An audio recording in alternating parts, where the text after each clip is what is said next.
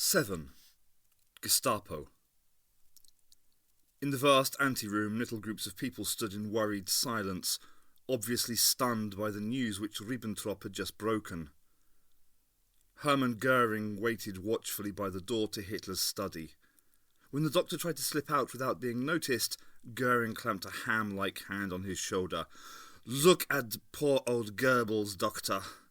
No one's seen him so silent for years." The doctor followed Goering's gaze and saw Goebbels standing in a corner, staring into space.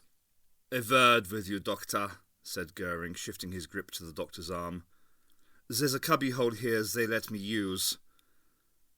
Goering's office, reached by a march down more endless corridors, was a cubbyhole only in the sense that it was half the size of Hitler's, which made it merely enormous.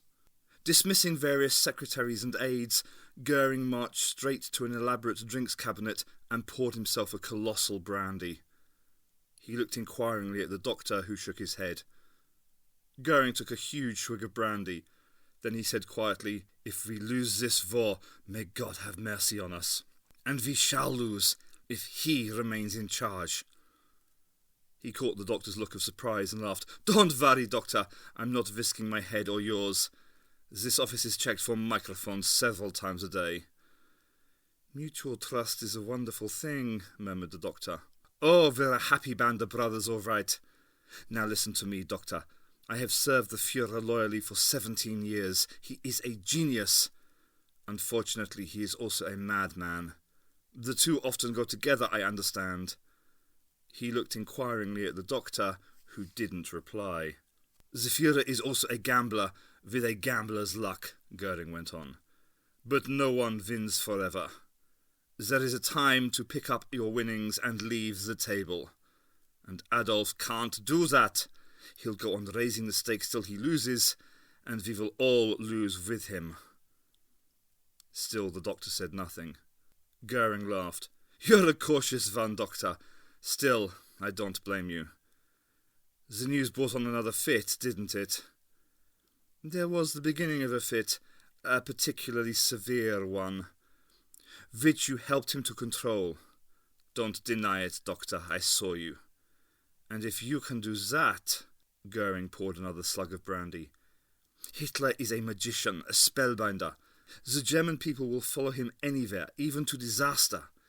If he can be controlled, well and good.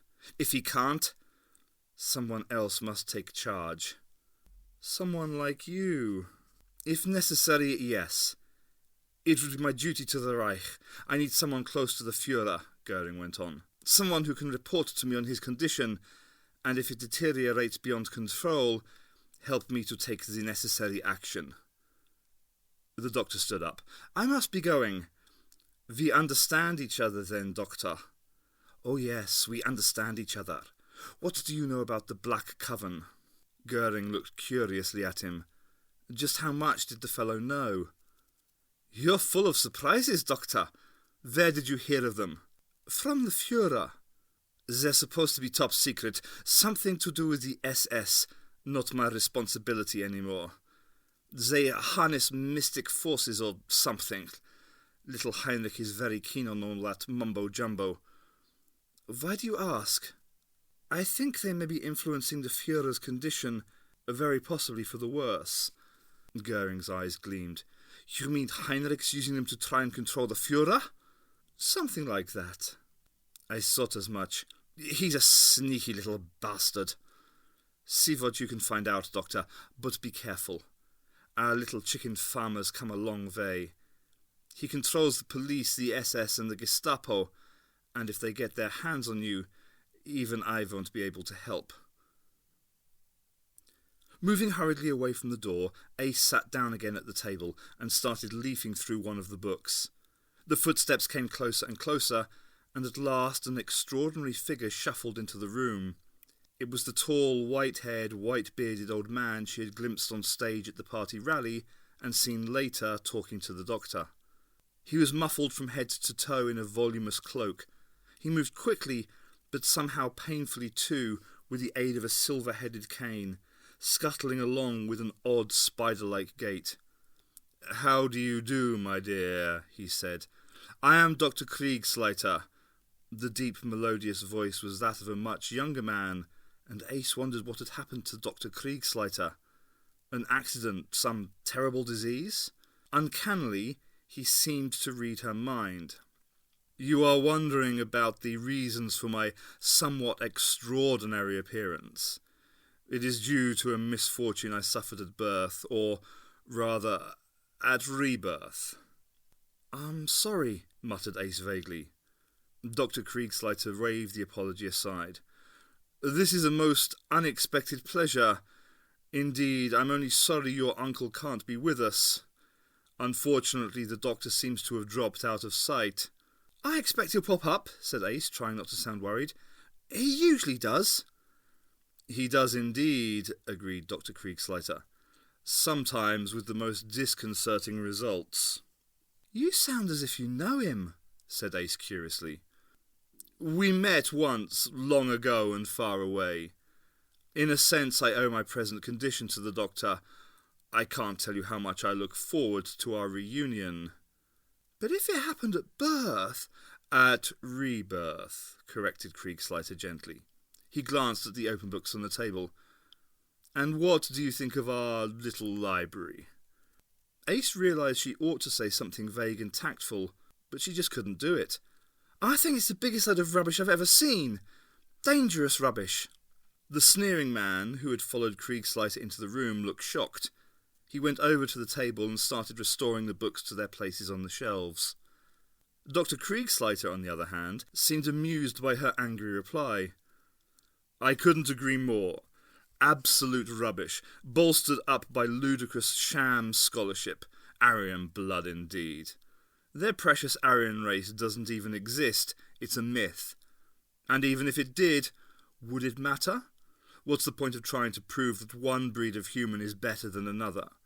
It's like trying to prove that a flea is more pure-blooded than a louse." Ace waved a hand round the room. "Then why bother with all this?" "I'm afraid it's what the public wants." "What public?" "My public, which consists largely, I'm afraid, of Reichsfuhrer Heinrich Himmler and his merry men of the SS. He laughed again. "Himmler has an endless interest in all this racial mumbo-jumbo, and in every other kind of mumbo-jumbo, come to that.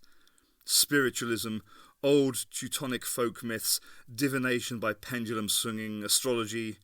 You name it, and little Heinrich will pay you a fortune to investigate it." "You're not trying to tell me you're just in it for the money?" He chuckled. "You're quite right, my dear. The money is useful, but it is not my prime motive." "Well, then what is?" "Oh, influence, shall we say." "You mean power?" "If you like. Himmler's a gullible fool, but he's the most powerful man in the Third Reich." "Except for Hitler?" "Indeed. Which brings us back to the doctor. You're sure you don't know where he is?" "No, I don't." Ace started to edge towards the door. "I think I'd better go and look for him." With spider-like speed, Kriegsleiter moved to bar her way. "No, don't do that, my dear. I've a better idea." "Oh, yes?" "Simply stay here with us. The doctor's bound to come and find you in time." Ace shook her head. "I like my idea better." "But I don't," said Dr. Kriegsleiter softly. Ace measured the distance to the door. If she just barged Kriegsleiter aside, then she'd only have to get past the other one. "Please move out of the way," she said politely. "I'm leaving now." Dr. Kriegsleiter raised his silver-headed cane, and Ace saw that the tip was glowing red like a giant cigar. He raised the cane and brought it down in a slashing motion. One of the wooden chairs between the two of them simply fell apart in two equal halves, as if divided vertically by an invisible chainsaw. "A fairly simple piece of laser technology," said Kriegsleiter. "You first encountered it in Munich, if you remember. 16 long years ago for me, but perhaps rather less for you." Ace remembered the energy beam that had scorched the doctor's ear, the scuttling figure vanishing behind the tree. "Please don't move, my dear," said Dr. Kriegsleiter. I'd far rather keep you in one piece, at least till the doctor arrives. I've waited a long time for this moment." Ace stood very still. By the time she realised that the other man had somehow slipped round behind her, it was far too late. Quite unaware that the last hours of peace were ticking away, the doctor's chauffeur was dozing in the driving seat. The front window was wound down, and he was enjoying the warmth of the sun. He might be there for minutes or for hours. He didn't know, and he didn't care. Driving VIPs around was a cushy enough number, and Martin Bormann was a decent if fussy boss. With only the mildest interest, he saw another black limousine, much like his own, draw up and park close by. 2 men got out of it and approached him. They wore identical black leather coats and black soft hats, and they had the same impassive faces and cold, emotionless eyes. They looked at the doctor's driver. "Name and business." The driver didn't argue. He knew who they were. "Horst Schultz, Martin Bormann's office. I just brought Herr Bormann and another passenger." "Passenger's name?" "I didn't get it." They looked at him. "Honest, he just came out of the Alden with Herr Bormann." With sudden inspiration, the driver added, "Herr Bormann called him Herr Doctor. That's all I know. Honest. Little dark bloke, nothing special about him." The 2 men looked at each other. The first one nodded as if confirming something. The second man said, "That him?" Schultz craned his neck out of the window and saw the doctor coming down the steps. He nodded dumbly. He watched the 2 men go up to the doctor and fall in on either side of him. He heard the doctor's voice. "What is the meaning of this? I have been visiting the Chancellery at the personal request of the Führer. I have just come from a subsequent conference with Reichmaster Goering himself." The little fella had plenty of spirit, thought the driver, but the 2 men didn't seem to be impressed by all the name-dropping. "Papers," said the first one impassively. The doctor searched through his pockets and produced a pass that Bormann had provided. The man studied it. "You are the Herr Dr. Johann Schmidt?" "Excellent. I see you can read. Then perhaps you can see that the pass is issued by Martin Bormann, Secretary to the Führer." The man returned the pass. "Get in the car, Herr Doctor," he said in a bored voice. "You're coming with us." "On what authority?" The second man took a black leather folder from his pocket and flipped it open to show the doctor a silver swastika badge. "Gestapo," he said. The doctor nodded thoughtfully, followed him to the second car and got in the back. The Gestapo man followed him. The other Gestapo man leaned in the window of the doctor's car. "You didn't see anything, right?" he said softly. "Your passenger didn't turn up, that's all you know, unless you'd like to pay a visit to Prinz Albrechtstrasse." Schultz shook his head dumbly, his throat dry with terror. The man gave a jerk of his thumb.